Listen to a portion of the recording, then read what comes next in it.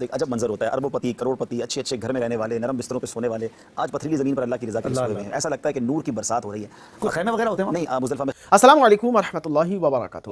دوستو، حاجیوں کو مزدلفہ پہنچ کر اور اس کے بعد کے 3-4 ایام میں کیا کرنا ہے، سنیں اس ویڈیو میں۔ جیسے حاجی صاحب سے پوچھنا ہے، حاجی صاحب عرفات سے مزدلفہ جانا ہے اور اب یہ سفر شروع ہوا، رات ہے، ٹھنڈی ٹھنڈی رات ہے، اگرچہ گرمی بہت ہے لیکن پھر بھی ایک عجیب سی ٹھنڈک ہے۔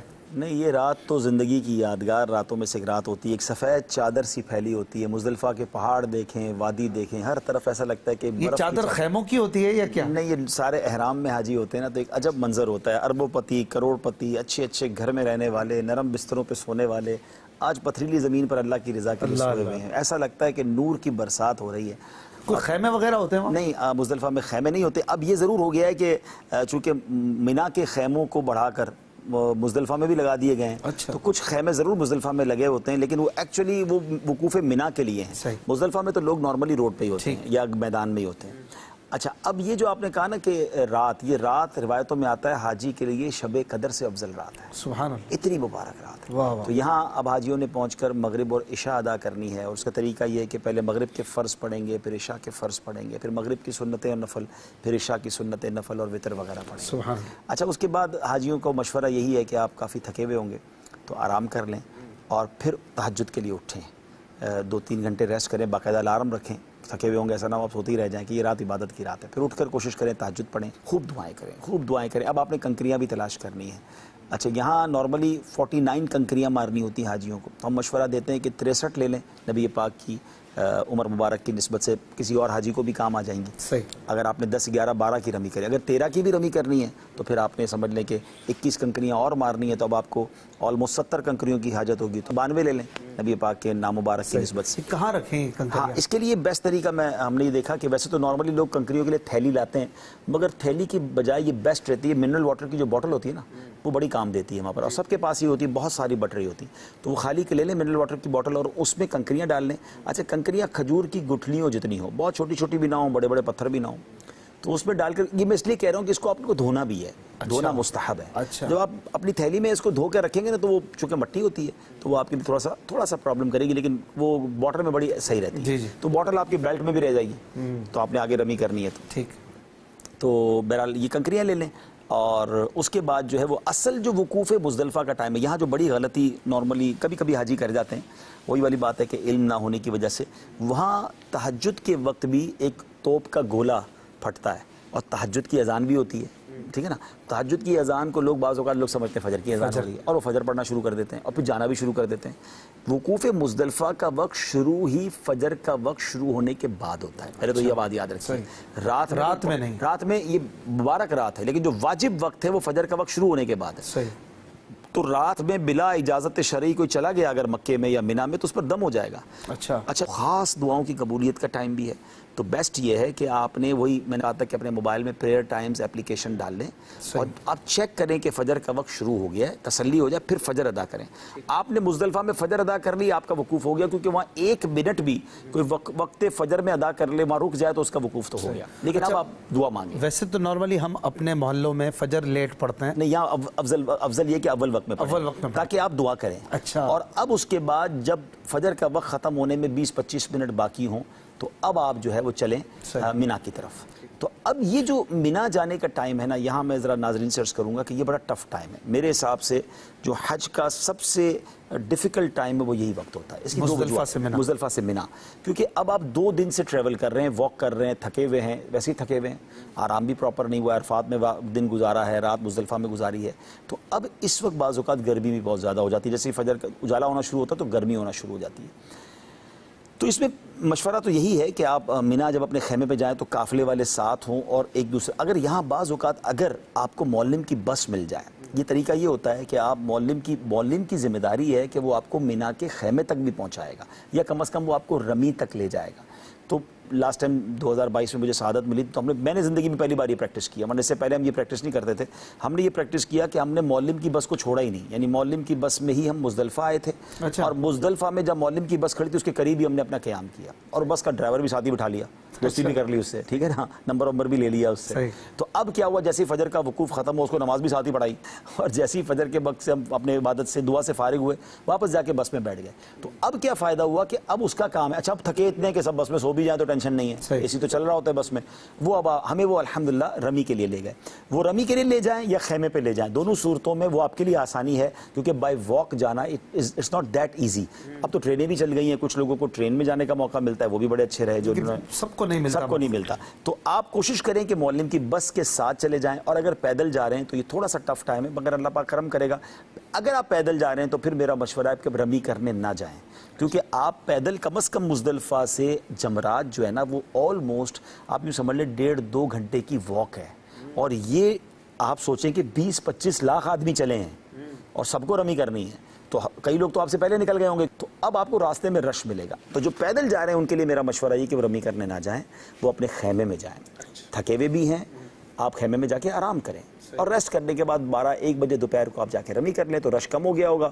اور اب آپ اپنے معلم کو کہیں کہ وہ آپ کی قربانی کر دے, تو پھر آپ کی جو ترتیب ہے کہ قربانی کے بعد آپ نے حلق کرنا ہے اور احرام اتارنا ہے. یہ احتیاط تفصیل سے تو ہم نے حج تربیتی اجتماع بیان کی ہے, لیکن میں تھوڑے سے ٹپ دے رہا ہوں. اچھا صاحب, یہ اگر اپنے اس پہ چلے جاتے ہیں خیمے میں آرام کرتے, تو اصل رمی کا ٹائم کیا ہے, کب تک کر سکتے ہیں, دیکھیے کب سے کب تک؟ دیکھیے رمی کا وقت تو اس دن غروب آفتاب تک ہے. اچھا, اور شروع کب ہوگا؟ شروع ہوگا جب فجر کا وقت شروع ہو گیا تب بھی رمی ہو جائے گی, مگر اس کا افضل وقت یہ ہے کہ جب اشراق چاشت کا وقت شروع ہوگا. سنت ٹائم جب شروع ہوگا جب اشراق چاشت کا وقت شروع ہوگا. تو اشراق چاشت کا وقت شروع ہو گیا, آپ کی رمی کا ٹائم شروع ہو گیا, تو 12-1-2 بجے تک تو سارے حاجی فارغ ہو جاتے ہیں 90%, کیونکہ سب نے رمی کر کے پھر قربانی کرنی ہوتی ہے, پھر حلق کرنا ہوتا ہے. تو آپ 12-1, اچھا کئی لوگ ہمیں نا خیموں میں تب جاتے تھے تو حاجی آ کر کہتے تھے ابھی تک آپ نے احرام نہیں اتارا, ابھی تک رمی نہیں کی.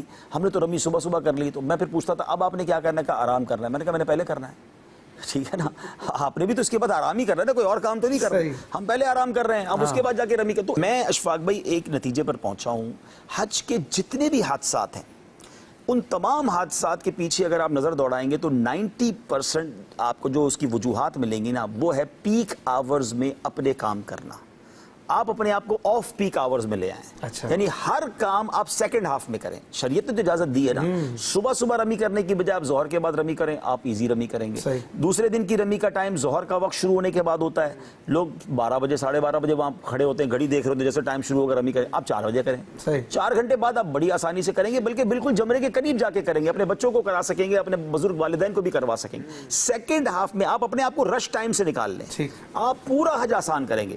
اسی طرح طواف الزیارہ ہے, طواف الزیارہ یقیناً پہلے دن کرنا افضل ہے, لیکن آپ دوسرے دن, جب شریعت نے 3 دن تک کا ٹائم دیا ہے, 12 کی غروب آفتاب سے پہلے کر سکتے ہیں. آپ 11 کو شام کو جا کے طواف الزیارہ کریں, آپ کہیں گے کمال ہے یار, لوگ تو کہتے ہیں 4 گھنٹے میں ہمیں طواف کیا, ہمارا آدھے گھنٹے میں ہو گیا, کیونکہ وہ سارے لوگوں نے کر لیا.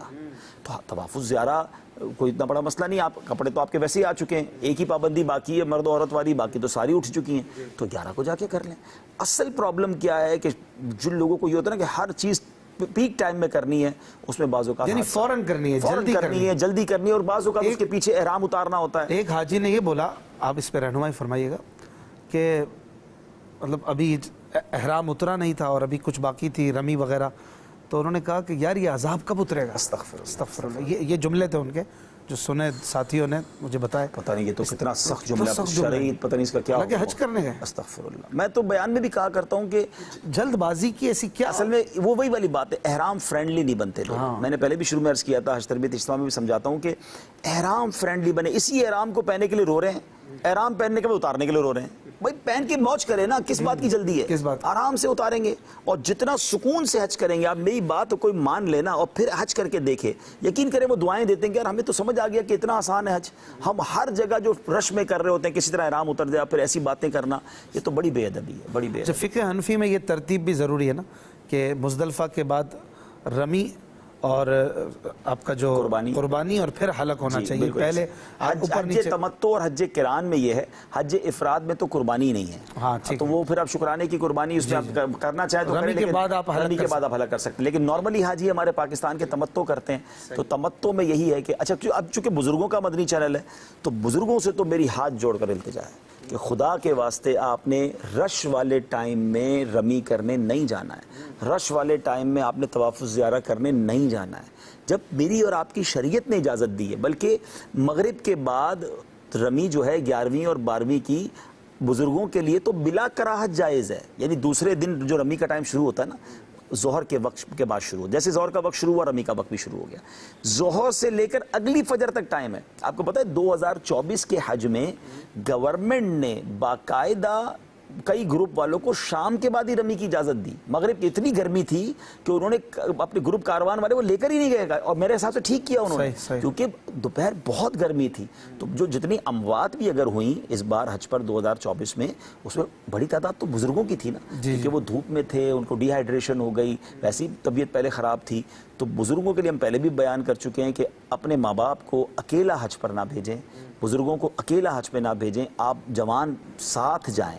یہ ٹف ہے، حج اتنا آسان نہیں ہے، اور خاص طور پہ یہ جو ایکٹیویٹی ہے، کیونکہ بندہ کھو گیا اور دھوپ میں کھو گیا تو چھاؤں کہاں ملے گی اس کو جب تک وہ اپنے خیمے میں نہیں پہنچے گا۔ تو وہ جتنی دیر تک اپنے خیمے میں نہیں پہنچا اس وقت تک جو اس کی طبیعت کا حالت ہوگی، تو یہ بہت ضروری ہے۔ رش کی وجہ سے ایک طرح کا حبس بھی ہو جاتا ہے، ایسا ہی جانے میں تو کہتا ہوں نکلنا ہی نہیں چاہیے گرمی میں اپنے خیمے سے باہر۔ آپ اپنے خیمے سے ہی 4-5 بجے کے بعد نکلے جب موسم ٹھیک ہو گیا اور رش کم ہو گیا، اور وہ بھی پہلے دن، اور دوسرے تیسرے دن بزرگ تو مغرب کے بعد آرام سے جا کے رمی کریں، جب شریعت نے اجازت دی ہے تو آپ کیوں جلدی کر رہے ہیں؟ جیسے پہلے دن رمی کتنی کرنی ہے، دوسرے اور تیسرے دن کتنی؟ دیکھیں پہلے دن تو ایک ہی شیطان کو رمی کرنی ہے جس کو بڑا شیطان کہتے ہیں، 7 کنکر مارنے۔ دوسرے اور تیسرے دن تینوں شیطانوں کو مارنی ہے تو 21 کنکریاں ماریں گے، تو اس طرح 49 ہو جائیں گی۔ باقی رمی کس رخ پہ کرنی ہے، اس کا طریقہ کیا ہے، اس کے لیے تربیتی اجتماع دیکھیں۔ 13ویں کو بھی رمی کر سکتے 13ویں کو رمی بھی سنت ہے، اور ہم نے الحمدللہ جب 13ویں کو رمی کی تو اب ہمیں اندازہ ہوا کہ لاکھوں لوگ رمی کرتے ہیں، یعنی ایسا نہیں ہے کہ چند 100 افراد اس سنت کو ادا کرتے ہیں۔ انڈونیشیا کی اور باقی ملکوں کے تو ریلے کے ریلے رمی کرنے آ رہے تھے۔ تو اگر آپ کے معلم کی طرف سے آپ کو آسانی ملے، وہی والی بات ہے کہ اگر 30 40 50 لوگ آپ جمع ہو جائیں اور معلم سے کہیں کہ بھئی ہمیں کچھ وہ کھانا پینا شاید نہیں دیں گے کیونکہ ان کا پیکیج 12 تک ہوتا ہے، کہ ہمیں صرف خیمے کی لائٹیں اور ایئر کنڈیشن وغیرہ آن رکھیں، ہم 13 کی رمی کر کے جائیں گے، تو نارملی وہ کر دیتے ہیں۔ تو آپ 12 کی رات یعنی 12 کی رمی کر کے لوگ مکہ جائیں گے، آپ وہیں رک جائیں، اور 13 کو 13 کی رمی کا وقت بھی ظہر کے بعد نہیں، فجر کے بعد ہی شروع ہو جاتا ہے، یعنی اشراق چاش کے بعد شروع ہو جاتا ہے۔ افضل وقت تو ہے اشراق چاش کے بعد ہے، تو وہ آپ کر کے پھر چلے جائیں۔ اور اگر آپ رات یہاں رک گئے، فجر پڑھ لی تو واجب ہو جائے گی، پھر واجب ہو جائے گی، پھر لازمی ہو۔ اور آپ ہوٹل میں ہیں تو بھی وہاں سے آ سکتے ہیں، بسیں چل رہی ہوتی ہیں۔ ہم نے ایسے ہی کیا تھا امیر اہل سنت کے ساتھ، جو 2019 کا جو حج تھا، تو اس میں میں تو شاید نہیں آ سکا تھا جو مجھے یاد پڑتا ہے، مگر مجھے یہ پتا چلا کہ امیر اہل سنت 13ویں کی رمی کرنے تشریف لائے تھے اپنے گھر سے واپس۔ وہ گھر چلے گئے تھے، خیمے میں نہیں تھے، تو گھر سے، کیونکہ وہ گھر قریب تھا مینا کے، تو آپ پھر تشریف لائے اور رمی کی تھی آپ۔ سبحان اللہ۔ اب یہ رمی ہو گئی، اب قربانی ہم خود کرتے ہیں، قربانی کا کیا ہوتا ہے سسٹم؟ دیکھیں قربانی تو نارملی جو کاروان والے ہوتے ہیں، گروپ لیڈرز ہوتے ہیں، وہ نارملی قربانی کرتے ہیں، اور اگر آپ کو اعتماد ہے ان پر، اچھے لوگ ہیں اور محتاط فی الدین ہے، تو ان کے ذریعے کروا لیں، کیونکہ ہر بندے کے لیے آسانی نہیں ہے قربانی وہ خود کرے۔ ہاں یہ ضرور ہو سکتا ہے کہ اگر آپ 40-50 لوگ ہیں اور دوست ایک دوسرے کو سمجھتے ہیں، اور 2-3 ایسے لوگ ہیں جو قربانی کے مسائل بھی سمجھتے ہیں، اور وہ خود جا کر اگر حلاقہ میں جا کر، اس کی 2-3 جگہ ہیں، مینا کے اندر بھی قربانی ہوتی ہے، اور مکہ پاک میں کاکیا کا علاقہ ہے، وہاں بھی ایک باقاعدہ منڈی ہے، وہاں بکرے وغیرہ یا جانور خرید کر قربان کر سکتے ہیں۔ تو وہ بھی پھر جب ہی ہوگا نا کہ آپ جب رمی کریں گے اس کے بعد ان کو اطلاع کریں گے کہ میں نے رمی کر لی، پھر آپ کی قربانی ہوگی۔ جب تک قربانی کی اطلاع نہیں آئے گی تب تک آپ احرام نہیں اتاریں گے، یہ ضرور ترتیب یاد رکھیے گا۔ اور اس سے پہلے بھی آپ نے حلق کروانا ہے، یعنی قربانی ہوگی اس کے بعد آپ نے حلق کرنا یا تکسیر کرنی، پھر احرام۔ یہ حلق تکسیر کی وہی ساری باتیں جو عمرے میں کی تھی اس کو مد نظر رکھیں۔ اچھا، یہ قربانی کے حوالے سے آپ نے بتایا، تو جو غیر مفرد ہے یعنی قارن اور متمتع اس کے لیے ہے، تو بعض لوگ مالدار ہوتے ہیں، ان پر جو اپنی بقرعید کی قربانی ہے وہ بھی لازم ہوگی؟ دیکھیں بقرعید کی قربانی کے لیے 2 چیزیں ضروری ہیں، ایک تو وہ صاحب نصاب ہو، اور دوسرا وہ مقیم ہو، مسافر نہ ہو۔ اب مسافر نہ ہو۔ اب جو حاجی وہاں مسافر ہے، ابھی تفصیل ہے پوری کہ کون کب مسافر ہوگا، تو اگر تو وہ مسافر ہے تو اس پر قربانی واجب نہیں ہے، لیکن میرا مشورہ یہی ہے کہ آپ 10-12-15 لاکھ کا حج کرنے گئے ہیں تو ایک قربانی آپ کی بقرعید کی بھی ہونی چاہیے۔ اچھا وہ وہاں بھی کر سکتے ہیں اور اپنے وطن میں بھی کر سکتے ہیں۔ ہاں اگر آپ اپنے وطن میں قربانی کرائیں گے تو اس کا ایک شرعی مسئلہ یاد رکھیے گا کہ آپ وقت کا خیال رکھیں گے کہ آپ کے یہاں بھی قربانی کا دن باقی ہو اور آپ کے وطن میں بھی قربانی کا دن ہو، کیونکہ بعض اوقات عرب شریف اور پاکستان میں 2-2 دن کا بھی قربانی کا فرق ہوتا ہے۔ تو اب اگر یہاں پر قربانی پہلی عید کو ہوگی تو آپ کی وہاں پر تیسری عید ہوگی، اگر 2 دن کا فرق ہے تو پہلے دن تو چل جائے گی، اور وہ بھی مغرب سے پہلے اور اگر دوسری عید کو یہاں قربانی ہوئی تو آپ کا قربانی کا وقت نکل جائے گا، تو یہ تھوڑا سا آپ نے میچ کرنا ضروری ہے۔ صحیح ہے، ماشاءاللہ۔ اب یہ حج جو ہے وہ مکمل ہوا، حلق کے بعد طواف الزیارہ، یہ آخری جو ہے سب سے اہم رکن ہے، یہ تو حج کا فرض ہے، ٹھیک ہے نا، حج اس کے بغیر تو مکمل ہی نہیں ہوگا۔ طواف الزیارہ کا جو وقت ہے وہ 12ویں کی غروب آفتاب سے پہلے 12 ذوالحجہ کی غروب آفتاب سے پہلے، تو اس میں یہ کہ آپ 11 کو کر لیں، میں مشورہ تو یہ دیتا ہوں کہ 10 کو بہت رش ہوتا ہے، 11 کو شام کو جب رمی کریں 4-5 بجے تو پھر حرم چلے جائیں، اب آپ فریش بھی ہیں، کپڑے بھی پہنے ہوئے ہیں، آپ نے نیند بھی اچھی کی ہوئی ہوگی انشاءاللہ، اب آپ جا کر مغرب کے آس پاس اگر حرم پاک میں پہنچتے ہیں تو آپ سکون سے طواف الزیارہ بھی کریں، اگر سعی پہلے نہیں کیے تو حج کی سعی کرنا یہ بھی واجب ہے، وہ بھی کر لیں۔ اب اس کے بعد آپ کا ایک ہی واجب باقی رہ جائے گا، وہ ہے طواف رخصت۔ جب بھی آپ اپنے وطن جا رہے ہوں گے یا مدینہ پاک جا رہے ہوں، آپ کو پتہ ہے واپس مکہ نہیں آنا، تو جو آخری طواف آپ کریں گے وہ طواف رخصت ہے، وہ واجب آپ ادا کریں گے۔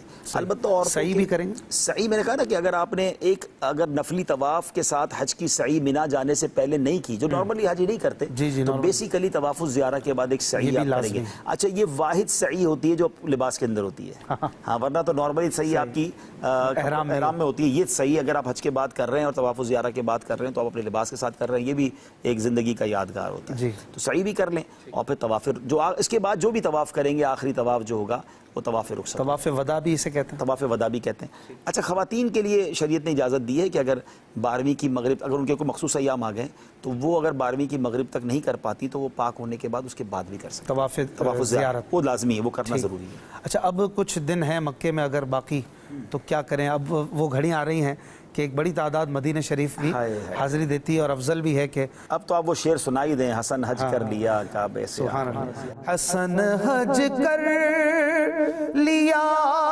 کعبے سے، آنکھوں نے ضیا پائی، حسن حج کر لیا کعبے سے، آنکھوں نے ضیا پائی، چلو دیکھیں وہ بستی جس کا رستہ دل کے اندر ہے، چلو دیکھیں وہ بستی جس کا رستہ دل کے اندر ہے۔ سو دوستو، آپ نے یہ مکمل گفتگو کو سنا، یہ پیاری گفتگو آپ کو کیسی لگی، یہ ویڈیو آپ کو کیسی لگی، کمنٹ کر کے ضرور بتائیے گا۔